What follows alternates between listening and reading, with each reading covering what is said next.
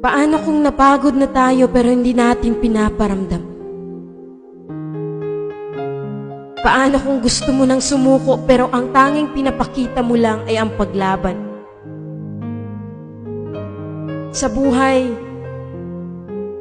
hindi natin kailangan ipakita na palagi tayong malakas. Masaya. Minsan, kailangan din natin ipahinga. Ilabas ang bawat pagod at salita. Maraming hindi nakakaintindi. Pero ito, andito tayo sa realidad na kung saan tinatago natin ang sakit na nararamdaman.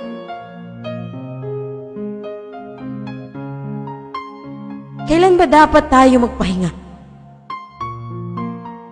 At kailan sabihin na ayaw ko na? Kasi maraming pagkakataon na ang sarap bumalik sa umpisa. Na walang iba. Ang sarap mabuhay.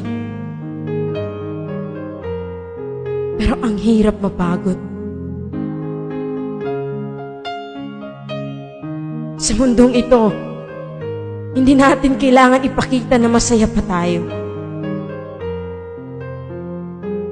Kasi may mga oras na halos tayo ay sukong-suko na. May mga panahong ayaw mo na. Pero pilit mong iniiwasan. Kasi ikaw lang ang mag-isa. Mag-isang dinadala ang sakit na dadarama. Alam mo yung pakiramdam na walang-wala ka na. Wala ka nang masabi. Dahil pagod ka na sa paulit-ulit na sakit. Yung parang ayaw mo na. Napapagod tayo hindi dahil mahina. Napapagod kasi nangangarap at patuloy na lumalaban sa buhay.